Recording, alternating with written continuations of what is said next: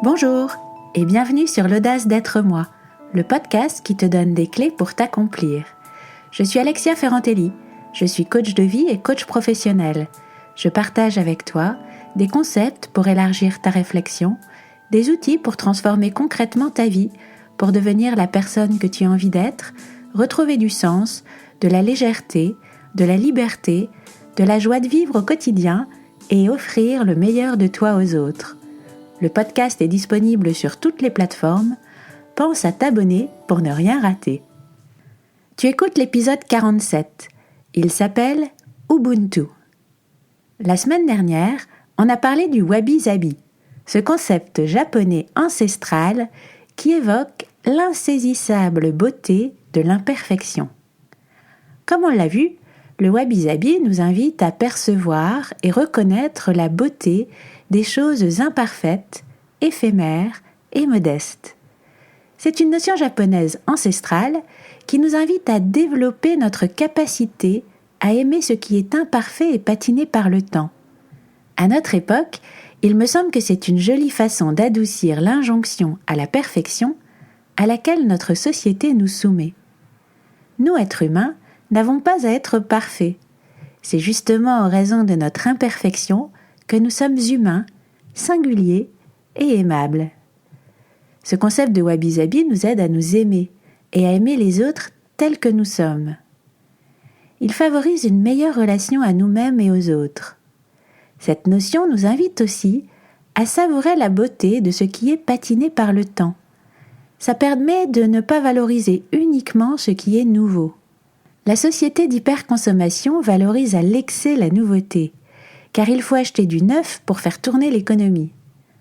Alors, il ne s'agit pas de dire que l'attrait pour le nouveau est à condamner, mais juste de le compléter avec cette forme de plaisir liée à l'appréciation de ce qui est ancien, marqué par le temps. À l'heure où les limites de notre planète se rappellent à nous, c'est intéressant de cultiver en nous d'autres formes de joie que l'exaltation face à la nouveauté. Ce concept de wabi-sabi me semble tout à fait intéressant parce qu'il contribue à nourrir positivement les 3 cercles de nos vies. Moi, nous et la planète, c'est-à-dire le rapport à moi-même, ma relation aux autres et mon action sur la planète. Je pense que notre joie est entière quand ces 3 cercles sont pris en compte. Aujourd'hui, je voudrais te parler d'un concept africain qui me semble tout aussi intéressant pour nourrir et élargir nos représentations sur ces 3 sphères de nos vies. Ce concept, c'est Ubuntu. Commençons par une histoire. Un anthropologue a proposé un jeu à des enfants d'une tribu d'Afrique australe. Il a posé un panier plein de fruits sucrés près d'un arbre et a dit aux enfants que le premier qui l'atteindrait remporterait le panier. Quand il leur a donné le signal de départ, ils se sont tous pris la main et ont couru ensemble d'un même mouvement. Puis, ils se sont assis ensemble pour savourer les fruits. Quand l'anthropologue leur a demandé pourquoi ils avaient couru ainsi, alors que le plus rapide aurait pu gagner l'intégralité des fruits, ils ont répondu « Ubuntu. Comment peut-on être heureux si tous les autres sont tristes ?» Ubuntu dans la culture Xhosa signifie « Je suis parce que nous sommes ». Cette histoire, tu l'as sans doute déjà vue sur ton fil d'actualité Facebook, ou lue dans un magazine ou un livre. Ces dernières années, elle a été très partagée et racontée selon diverses versions. La première fois que je l'ai lue, et chaque fois ensuite, cette histoire m'a profondément émue. Et si elle est tant partagée, c'est sans doute parce que je ne suis pas la seule à être émue par cette histoire. Pourquoi nous émeut-elle tellement ? Il me semble que c'est parce que ce concept africain d'Ubuntu résonne en nous comme une vérité universelle, une façon d'aborder le monde qui nous fait du bien, et aussi une de ces valeurs que l'on a envie de remettre en lumière, une philosophie de la vie que nombre d'entre nous ont envie d'adopter et qui correspond à ce dont notre monde a besoin maintenant. Nous vivons une période de profonde mutation, où l'on sait que les ressorts qui ont été pertinents jusque-là pour nos sociétés ne le sont plus, qu'ils se retournent contre nous.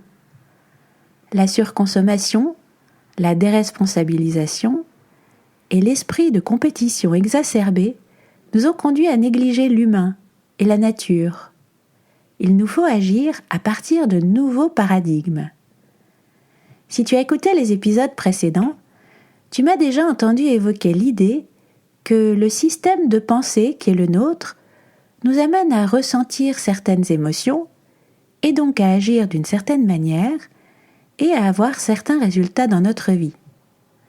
J'ai aussi évoqué l'idée que grâce à la plasticité cérébrale, nous pouvons sortir de nos modes de fonctionnement automatiques. Nous pouvons délibérément choisir le système de pensée, de croyances, de valeurs que nous souhaitons adopter. Toute la question est, de tous les systèmes de pensée, de croyances et de valeurs qui existent, lequel vas-tu choisir ? Quelles pensées, quelles représentations du monde, quelles valeurs te font du bien et sont constructives pour toi comme pour ton entourage ? Il me semble qu'une belle façon de nous adapter à ce monde en mutation est d'adopter de nouvelles valeurs, de nouvelles formes de joie et de plaisir qui nous amènent tout naturellement à agir d'une façon qui prend soin de l'humain et de la planète. Il s'agit de changer de comportement, non pas à partir d'un « il faut que »,« c'est pas bien »,« je dois », mais plutôt à partir d'un « j'ai envie »,« ça me met en joie de ». Je ne crois pas en l'esprit de sacrifice. Je crois que c'est par la joie que l'on agit le mieux, et qu'il s'agit de cultiver en nous les formes de joie qui nous font du bien, tout en faisant du bien aux autres et au monde, et que c'est ainsi qu'on peut être dans la plénitude. Il me semble que cette limite à laquelle la nature nous confronte est une formidable opportunité de redéfinir nos valeurs collectives, pour bâtir un avenir dans lequel nous serons plus heureux encore. Ubuntu, je suis parce que nous sommes. Ubuntu est un concept difficilement traduisible. Il signifie humanité, fraternité. Il est à la fois une représentation du monde, une philosophie de vie et un qualificatif. L'Ubuntu parle de l'essence même de l'être humain. Il veut dire « Mon humanité est inextricablement liée à la tienne.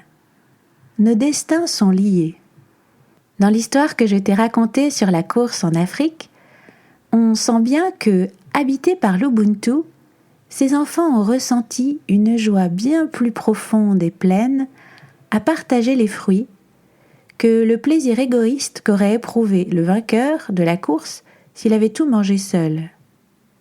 Il ne s'agit pas de dénigrer les vertus de l'émulation, qui peuvent nous stimuler et nous amener à nous dépasser, mais de les compléter et de les équilibrer avec les valeurs Ubuntu.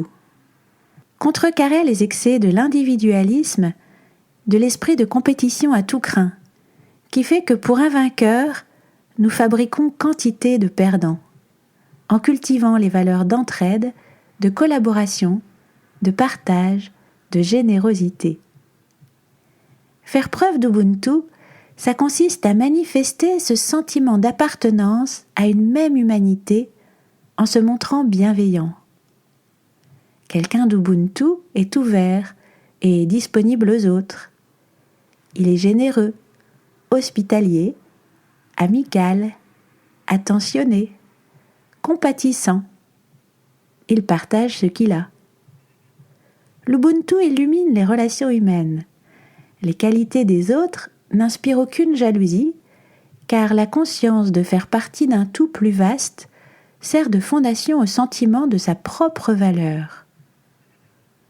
On sort de l'esprit de compétition qui nous fait nous sentir insuffisants et nous incite à dépasser l'autre, voire à le diminuer pour assurer notre propre valeur. On est plutôt porté à la collaboration, à l'entraide. Il ne s'agit pas de gagner contre quelqu'un, mais de réussir ensemble. Avec l'Ubuntu, J'ai conscience que j'appartiens à quelque chose de plus grand. Et c'est justement cette prise de conscience qui contribue à nourrir mon estime de moi. Je peux m'aimer comme partie d'un tout, comme la manifestation à travers moi de quelque chose de plus grand que moi. J'ai l'humilité de savoir que ce que je suis est le fruit de la vie et de toutes les personnes qui ont croisé ma route. Et j'ai aussi conscience de la valeur intrinsèque et inaltérable que cela me donne. Je sais que mon humanité est inextricablement liée à la tienne, que nos destins sont liés. Donc, si je diminue autrui, je me diminue aussi. Nelson Mandela incarnait cette philosophie Ubuntu. Il était imprégné de la reconnaissance du fait que chaque être humain est intrinsèquement précieux et a droit à la dignité et à une vie décente. C'est cette philosophie qui lui a permis de dépasser le clivage entre les blancs et les noirs, de sortir de la volonté de vengeance pour mettre en œuvre sa politique de réconciliation nationale. Ubuntu ne signifie pas que les gens ne doivent pas prendre soin d'eux-mêmes, mais il s'agit de prendre soin de soi pour offrir le meilleur de soi aux autres.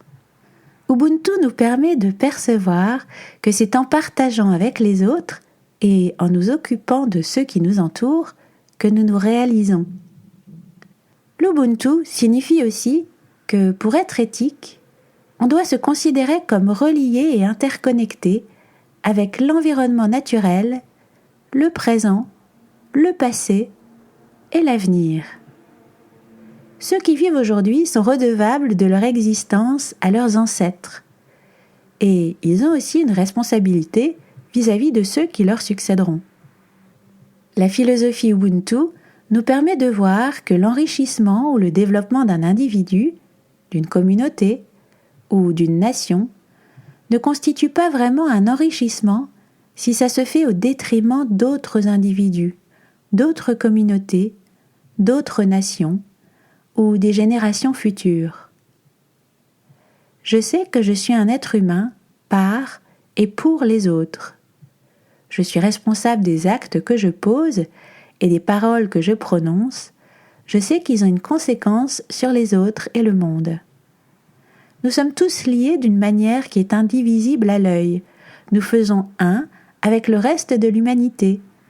Nous n'existons pleinement que dans le partage et dans la relation bienveillante avec les autres. Le terme Ubuntu est souvent lié à un proverbe africain qui peut être traduit par « Je suis ce que je suis parce que vous êtes ce que vous êtes » ou « Je suis ce que je suis grâce à ce que nous sommes tous ». Ça rejoint le concept bouddhiste d'interdépendance qui évoque le fait que toutes les choses sont en interaction et dépendent des autres pour exister. Ça nous invite donc à agir avec un sens de la responsabilité universelle.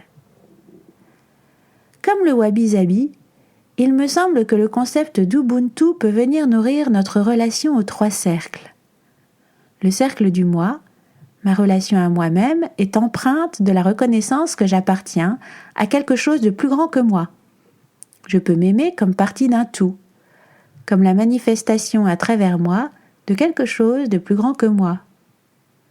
Le cercle du nous, mes relations avec les autres sont éclairées par la prise de conscience que je suis parce que nous sommes, et que nous sommes interdépendants. Ça m'invite à la gratitude, à la responsabilité, à l'entraide, à la conscience que tout le bien ou le mal que je ferai à autrui aura un effet sur moi. Et le cercle de la planète. Je sais que je suis interconnectée avec mon environnement et dans la chaîne des générations. J'agis donc en prenant garde à préserver la planète et les générations futures. Voilà ce que je te propose aujourd'hui. Veux-tu revisiter les 3 cercles de ta vie à la lumière de ce concept d'Ubuntu ? En quoi le fait de te représenter toi-même comme la manifestation de quelque chose de plus grand que toi peut-il te soulager du poids d'être toi et te permettre de t'aimer plus facilement ? Dans tes relations professionnelles ou personnelles, As-tu l'habitude d'agir sur un mode compétitif ? Et si tu adoptais une représentation du monde où il ne s'agit pas de gagner ou de perdre par rapport aux autres, mais d'apporter ta contribution aux autres et au monde pour le bien commun ? Imagine un contexte relationnel où tu aimerais expérimenter cette vision du monde. De quelle façon cette représentation des choses pourrait t'amener à ressentir des choses différemment, à agir différemment, et donc à avoir des résultats différents dans ta vie ? Tu peux faire un modèle de Brooke Castillo sur ce sujet. Si tu ne l'as pas encore fait, écoute les épisodes 7 et 8. Comment faire face à une situation difficile et comment changer les choses concrètement qui présentent ce modèle. Par exemple, si tu identifies que tu as du mal à travailler avec un de tes collègues et que tu remarques que c'est en raison de pensées qui te font entrer en rivalité avec lui, le modèle intentionnel pourrait être: en ligne C des circonstances, je travaille sur le projet X avec mon collègue. J'adopte en ligne P la pensée Ubuntu. Il s'agit de réussir ensemble. Habité par cette pensée, mon action sera de sortir d'une compétition d'idées ou d'actions avec mon collègue pour écouter vraiment son point de vue et apporter ma pierre à l'édification de ce projet commun. Et le résultat sera sans doute la réussite de ce projet, fruit d'une collaboration apaisée. Et enfin, le troisième cercle, avec cette conscience Ubuntu en tête, quelle action décides-tu de réaliser aujourd'hui pour contribuer à la préservation de la planète ? Si tu veux t'approprier les outils que je te présente dans le podcast pour devenir ton meilleur allié dans ton cheminement personnel, si tu veux aller plus loin et avancer en confiance, plus rapidement et de façon structurée, sache que je propose un programme d'accompagnement. Je travaille avec un très petit nombre de personnes parce que c'est un suivi vraiment personnalisé. Si ça t'intéresse, laisse-moi un message sur la page contact de l'audace-d'être-moi.com. Je me ferai un plaisir de t'en dire plus et d'avoir un premier échange avec toi. Je te laisse avec ce concept. Je suis ce que je suis grâce à ce que nous sommes tous. Ubuntu. Tu retrouveras cet épisode sur le site l'audace-d'être-moi.com, tout collé sans apostrophe. Tu peux t'inscrire à la newsletter et recevoir en cadeau les outils d'auto-coaching. Si tu ne l'as pas encore fait, abonne-toi avec l'application de ton choix pour recevoir ton épisode gratuit chaque semaine. Si l'épisode t'a plu, pense à laisser un avis sur ton application de podcast. Ça te prendra 1 minute et ça m'aide énormément à me faire connaître. Merci. Et si tu penses que ça peut leur être utile, partage avec tes amis. À bientôt!